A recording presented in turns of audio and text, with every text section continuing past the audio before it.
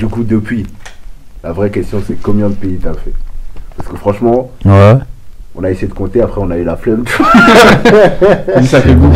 C'est trop. En vrai, je pense que j'en ai fait une vingtaine. Ouais. Mais c'est rien par rapport à. Moi et Steven, on a fait une vingtaine à peu près, tu vois. Mais Mariam, elle a fait une cinquantaine de pays. Tu vois, ça n'a rien à voir. C'est énorme. C'est. On est ces petits peu, tu vois.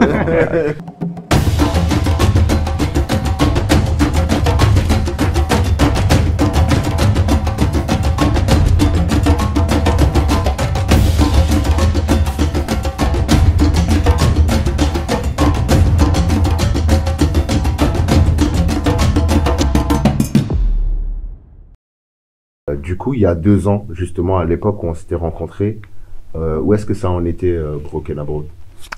Du coup, il y a 2 ans, on commençait à avoir des clients, on commençait à faire un peu de chiffres, à avoir du monde qui nous suivait, qui commençait à connaître la marque.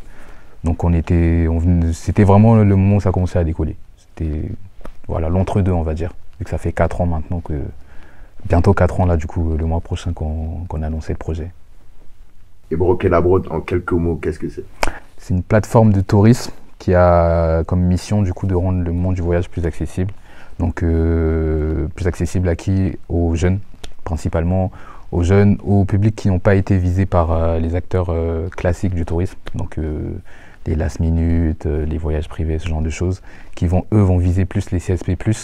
Et donc nous, notre but, c'est vraiment de viser les jeunes qui n'ont aucune attache avec ces sites-là, en fait, qui ne se voient pas à travers ces sites-là.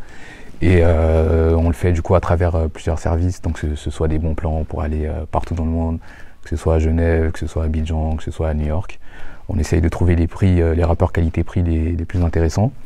Et dans le futur, on est en train de travailler sur une vision 360 du voyage. Donc à partir du moment où tu vas penser, donc on va t'inspirer sur une destination. Ah putain, j'ai envie de partir, je sais pas, au Kyrgyzstan par exemple, parce que j'ai vu une vidéo sur Broken Abroad. Tu vas pouvoir du coup le réserver sur le site. Si tu voyages tout seul, on va pouvoir te proposer du coup des compagnons de voyage, donc des gens comme toi qui veulent partir sur la même destination. Donc un peu le Tinder du voyage, ça aussi on va l'intégrer. Et après du coup sur place, on va essayer de mettre en place une sorte de chatbot qui va t'accompagner, qui va te donner des conseils, comme je sais pas, comme un robot sur WhatsApp où tu dis ouais là je suis à New York et j'ai envie d'aller faire une exposition, qu'est-ce que tu me proposes? Et donc on va essayer de... Une sorte de guide, quoi. Exactement. Donc on veut être vraiment en 360 du coup sur l'expérience voyageur. Très fort. C'est un gros job. Franchement, c'est incroyable. C'est un gros job. T'as quelque chose à dire là-dessus? Bah écoute, non, on va plutôt se concentrer sur lui, je pense. Là, Oui, non, mais je dis ça, mais tu me dis c'est incroyable. non, mais c'est vraiment incroyable de, tu vois, genre, c'est genre une immersion. Tu vas rentrer dans le truc, là, c'est un chatbot entre guillemets qui va te proposer Clairement, plein de trucs, tout ça, un vrai guide. Je pense que c'est incroyable de faire ça dans cette époque-là. En plus, on est à l'ère de ChatGPT, tu vois. Ouais, exactement. Parce que concrètement, on a besoin de ce genre d'initiative, tu vois, c'est grave lourd. Et même d'un point de vue business, c'est incroyable. Tu vas pas payer un mec qui va être là et qui va proposer le service. Tu vas payer, je sais pas, une appli, tu vois. Tu fais un code en fait et le truc te propose. C'est pas mal. Hein. Ouais, clairement, ouais, c'est vraiment pour aider encore plus les gens à voyager plus facilement. C'est vraiment le but, rendre le voyage plus accessible, tout simplement. Ouais. Et puis ça centralise quelque part tous les besoins qui sont... C'est ça en fait, parce que voyager, c'est ouvrir plein d'onglets. Et nous, on veut vraiment éviter ça. On veut que tu ouvres juste un onglet et que tu retrouves tout dessus. Parce qu'on sait que c'est un peu une corvée de voyager. Exactement. Tout n'est pas centralisé. Il faut aller sur 50 sites pour trouver des billets, pour trouver des activités, pour trouver...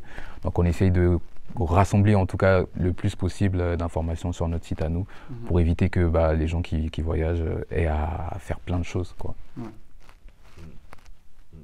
Tu peux nous rappeler du coup les noms des deux co-créateurs? Alors du coup j'ai cofondé avec Mariam et Steven. On a commencé tous les trois ensemble le projet et on est encore ensemble jusqu'à maintenant. Toujours solide, toujours sur leurs avis. Et d'ailleurs moi j'ai envie de vous féliciter pour la manière dont vous gérez en fait votre communication sur les réseaux sociaux, la manière dont vous gardez en fait cette proximité avec le public.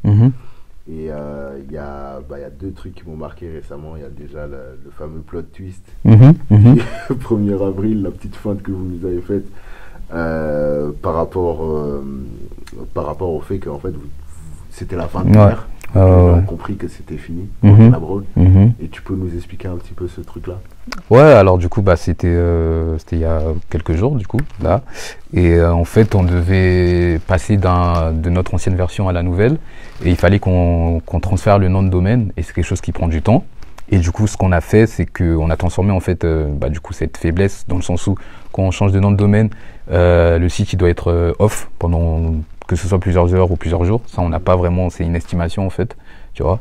Et donc on s'est dit qu'on allait. En fait, je sais pas si vous regardez Viking. Est-ce que quelqu'un a regardé Viking? Personne n'a regardé Viking. Hein. Non, c'est dommage. Parce que du coup, en gros, c'est moi qui m'occupe de la com. Ouais. Et en gros, ça fait un moment que je regarde Viking là en ce moment. C'est une super série d'ailleurs. Je conseille à tout le monde. Et en fait, il faut savoir qu'il y a une scène où en fait le protagoniste, donc le personnage principal, il fait semblant d'être mort, en gros.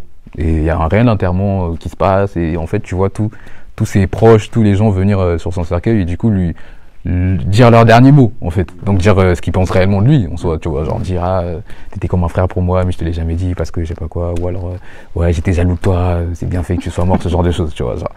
Et en fait quand j'ai eu cette idée, enfin quand j'ai vu le problème qu'on avait, j'ai eu ce rappel et je me suis dit je vais partir de ça en fait, où en fait on va faire comme si on était mort pour déjà annoncer quelque chose de plus gros après, et en même temps ça va nous permettre d'attaquer un peu, enfin de lancer des pics un peu, on va dire, aux acteurs qui nous entourent, parce qu'on est en processus de levée de fonds, et du coup ça nous permet en fait de, très subtilement bien évidemment comme d'habitude, de lancer un peu des pics aux acteurs du système qui nous snobent, on va dire, depuis le départ, de lancer des pics un peu à tous ceux qui croyaient pas au projet, enfin tout ce genre de choses, tu vois. C'est un peu permis de mettre la lumière sur les vrais et les faux, entre parenthèses, clairement.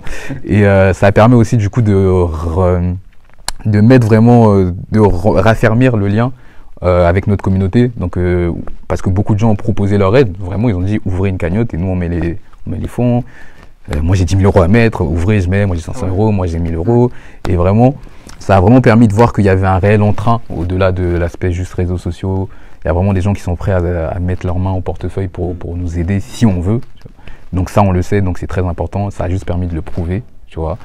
Et donc ouais, donc on a lancé ça. On a joué sur les mots avec la fin d'une ère, le début d'une autre. Nos amis au début, ils pensaient qu'on rigolait. Sauf qu'en fait, nous qu'on a annoncé ça, on s'est mis off, genre pendant 3 jours, genre vraiment off, parce qu'on devait du coup travailler vraiment à fond pendant 3 jours. Pour le nouveau site, et du coup on n'a pas prévenu nos amis, on n'a prévenu personne, on a juste envoyé le communiqué et on a coupé nos réseaux, on a disparu pendant 3 jours. Ça veut dire on a reçu 50 appels, 200 messages, tout le monde était choqué. On va dire le premier jour il y avait une moitié qui était confus, le deuxième jour il y en a une moitié, on va dire le tiers, ensuite le troisième jour tu vois il y a tout le monde qui commence à s'inquiéter, et le dernier jour là vraiment tu reçois des appels, des je pensais que c'était un poisson d'avril, si je savais, si ceci cela, et c'est justement ce jour là où on annonce le début de la nouvelle ère. Du coup tous les gens sont contents. Je pensais que c'était la fin. Maintenant que c'est là, ok, vas-y, je prends mon abonnement tout de suite.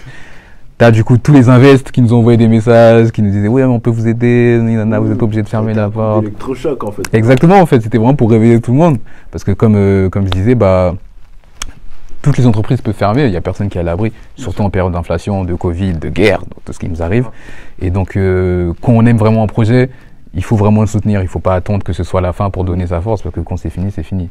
Donc c'était un peu une manière de mettre ça en lumière. C'était vraiment, si t'aimes un projet, soutiens-le. Vraiment maintenant, n'attends pas que ce soit trop tard. Exactement. Ou n'attends pas que en fait les dynamiques ou les valeurs du projet changent, parce qu'il y a plein de projets qui ont commencé d'une certaine manière et qui ont changé parce que les gens ne le soutenaient pas de la bonne manière. Tu vois. On connaît plein de projets comme ça, ou même des artistes tout simplement qui sont comme ça, qui ouais j'aimais trop sa musique avant, sauf que ça payait pas parce que vous soutenez pas, donc il est passé à un autre type de musique et maintenant ça paye. Si t'aimais bien, fallait streamer avant, tu vois. Et donc ouais, c'est vraiment ça qu'on a essayé de faire. Et c'était un coup de poker parce que c'était très risqué. On a perdu du monde, ça on le sait, mais c'était, tu vois, il y a 100 personnes qui partent, mais il y en a 300 qui arrivent, tu vois. Et donc c'est le jeu et on est très content, ça a très bien marché. Je sens qu'on va nous en parler pendant des années. Vraiment, je le sais. C'est vraiment un vrai coup de com'. Ouais. Et c'était toi derrière cette. C'était moi derrière. Bien sûr, on fait tout ensemble. Bien sûr. On fait tout ensemble. Mais pour le coup, là, vraiment, c'est. Je suis mort. Ouais, voilà. Ok, non, franchement, c'est fort. Et j'ai une petite question à lui poser. Je voulais savoir, parce qu'en fait, vous avez commencé le projet à 2, tu m'as dit. Non, à 3. À 3. Ouais. Vous êtes 3. quelle est la mentalité de chacun? Genre, comment vous vous complétez en fait? Je trouve que c'est une question intéressante parce que tu vois, quand tu commences un projet, il y a différentes personnalités. Comment vous réussissez à être ensemble et à bosser ensemble? Alors, du coup, on est 3, on va dire. Moi, je m'occupe de la communication et du marketing, parce que ça a toujours été, j'ai toujours été un créatif, donc c'est toujours quelque chose qui était. J'ai fait une formation, mais c'est pas vraiment ça qui m'a aidé. Ça a vraiment été en moi dès le départ. Donc ça a été normal que ce soit moi qui m'occupe de ça. Il y a Mariam, du coup, qui va être, du coup, elle c'est la CEO, donc elle va s'occuper de tout ce qui est, on va dire, plus légal, tout ce qui est plus financier, tout ce qui est plus de l'aspect général de l'entreprise, on va dire ça. Et du coup, il y a Steven qui va lui va s'occuper du coup de l'aspect vraiment produit, donc que ce soit les nouveaux services qui vont arriver ou alors les offres qui vont être sur le site, les offres de voyage qu'on va mettre sur le site. C'est lui qui va s'occuper de ça. Et ça a été, il n'y a pas eu de toi tu vas faire ça, toi tu vas faire ça. C'était vraiment naturel selon les capacités et ce qu'on aimait faire de base. Je vais pas faire des chiffres parce que je suis grave nul en chiffres, tu vois. Donc moi je fais ce que je sais faire et naturellement ça s'est fait et voilà. Mais en fait c'est assez ouf parce que justement moi je suis curieux de découvrir comment vous vous êtes un peu retrouvés et que vous ayez cette passion commune du voyage déjà de 1 et que vous soyez aussi complémentaires. Comment ça s'est déroulé en fait? Alors en fait Steven et Mariam ils étaient dans la même école. Ils ont fait l'Institut Mines Télécom, je sais pas si vous connaissez, c'est dans le 9-1 je crois, c'est une top business school, moi j'y connais rien, j'ai jamais fait d'école de commerce, je répète ce qu'ils me disent, donc voilà. Donc ils se connaissaient, ils étaient en cours ensemble, et moi Mariam je la suivais sur les réseaux. Parce que j'aimais bien. Elle avait déjà un contenu que j'aimais bien. Après, c'était vraiment au départ. Donc, elle avait 1000 abonnés, tu vois. Là, aujourd'hui, on a presque 120 000. Donc, c'était vraiment au départ, tu vois. C'était juste, j'aimais son contenu. Et j'aimais comment elle voyageait. Elle aimait aussi comment je voyageais. Et elle proposait souvent elle donnait des bons plans comme ça en story. Ah, là, je suis allé truc, regardez, vous avez juste à cliquer là, ceci, cela. Et plein de fois, je lui disais que ce serait bien si elle faisait un projet autour de ça, tu vois, parce qu'il y avait beaucoup d'engouement. Et elle a réfléchi par rapport à ça. Elle a proposé du coup à Steven et à moi de se voir et de créer quelque chose autour du voyage. Donc on savait pas encore quoi, mais quelque chose autour du voyage parce que c'était notre passion commune. Et donc c'est comme ça que Broken April est né. Et est-ce que tu peux nous parler un peu de ta passion pour le voyage? Qu'est-ce qui te fait autant aimer le voyage? Alors, du coup, moi je pense que c'est déjà parce que j'ai failli naître dans un avion. Ah ouais? Ouais, j'ai failli naître dans un avion. Très, très jeune, j'ai été amené à voyager beaucoup en Afrique. Moi je suis né en Afrique. Ma mère, elle a pris l'avion parce qu'elle fuyait la guerre. Et donc elle a dû prendre l'avion quand elle était enceinte de moi. Et du coup, j'ai été amené à voyager très tôt, que ce soit au Congo, au Gabon, au Bénin, au Sénégal, au Burkina Faso. Quand j'étais plus jeune, j'ai énormément voyagé. Je pense que c'est resté en moi en fait. C'est resté en moi. Après, j'ai peu voyagé dans mon adolescence parce que forcément, je pouvais pas. Et après, dès que j'ai eu 18 ans, je me suis dit, dès que j'ai eu mon premier salaire, je me suis dit, vas-y, j'ai pas envie d'acheter des sapes, je préfère aller voir un autre pays. C'est venu comme ça. Hein. Et pourtant tu es quand même quelqu'un qui aime la sape. On le voit un peu dans tes réseaux quand même. C'est vrai. Mais contrairement à ce qu'on pourrait croire, je mets pas. En fait, j'achète une fois par an des sapes et je les utilise. Et tu vois, et je voyage. C'est vraiment ça. Mais je prends des bons choix, donc tu vois, tu les remarques. Tu vois, donc c'est ça le truc. C'est clair. Mais du coup, depuis, la vraie question c'est combien de pays t'as fait? Parce que franchement. On a essayé de compter, après on a eu la flemme. Ça fait beaucoup. En vrai, je pense que j'en ai fait une vingtaine. Mais c'est rien par rapport à... Moi et Steven, on a fait une vingtaine à peu près, tu vois. Mais Mariam, elle a fait une 50aine de pays. Tu vois, ça n'a rien à voir. C'est énorme. C'est petit peu, tu vois. Bon, c'est petit peu par rapport à d'autres. Oui, mais c'est vrai que par rapport aux gens lambda, on va dire, T'entends une vingtaine, tu te dis ça va, mais en vrai 20 pays c'est beaucoup. Non, c'est énorme. C'est énorme. Savoir que c'est pas tu fais juste une ville. Ouais, non. Et vous avez fait beaucoup de villes aussi dans certains pays. Ouais, clairement. Donc c'est beaucoup d'endroits visités, mine de rien. Tu peux nous citer un petit peu les pays qui t'ont le plus marqué? Les pays qui m'ont le plus marqué... Moi, j'ai bien aimé New York, les États-Unis. Là, récemment, la Thaïlande. J'ai énormément aimé la Thaïlande. C'était vraiment un de mes plus beaux voyages. C'était quand ça? C'était en août dernier. La Thaïlande, c'était ma première fois en Asie, donc j'appréhendais un peu parce que voilà, c'est vraiment le voyage le plus long que j'ai fait. Ouais. J'ai passé presque 24 heures dans l'avion, c'était ouais. incroyable. Mais c'était vraiment... T'avais des escales et tout? Ouais, une escale en Arabie Saoudite, je crois, ouais. ou au Qatar, je sais plus, un des deux. Déjà, c'est long. Hein, ouais, déjà ça, c'est très long, c'est très très long. C'est 12 heures, 10 heures. Je dormais, mais c'est très très long. Je me suis réveillé plusieurs fois. Et donc ouais, l'Asie, c'était hyper intéressant. Le Ghana aussi, parce que j'avais jamais fait le côté anglophone de l'Afrique. Et pareil, tu te manges une claque aussi, parce que ça a rien à voir, encore une fois. Sinon, ouais, les États-Unis, plus proche de Portugal, tu vois, des petites destinations comme ça qui sont super cool. Les pays nordiques, que ce soit la Suède, la Norvège, le Danemark, c'est des pays super cool. C'était un peu par amour pour Viking ou... Non, je connaissais même pas Viking encore à l'époque, pour te dire. Donc si j'avais su, tu vois. Clairement. Mais ouais, non, c'est vraiment super cool comme pays. Ouais. T'as déjà voyagé avec Mariam et... Ouais, avec Mariam. Avec Mariam et Steven, on était partis en Albanie. On avait un projet là-bas pour visiter, faire découvrir un peu l'Albanie à notre communauté, avec du coup des créateurs de contenu qu'on avait choisis. Un voyage presse, ça s'appelle, et donc on avait fait ça. Et ensuite avec Mariam, j'étais parti en Sardaigne, ou en Sicile, donc je sais plus, c'était à Sicile, la Sardaigne, bref, à Palerme. Et ouais. C'était super cool. Donc, du coup, une vraie amitié est née de cette collaboration, on va dire. Ouais, clairement. Ce qui est bien, c'est que quand on s'est connus, c'était vraiment professionnel, entre parenthèses. Exactement. Mais c'est dans ça que s'est créée notre amitié. Ouais. Et je pense que quand tu démarres un business, je pense en tout cas que c'est meilleur dans ce sens-là.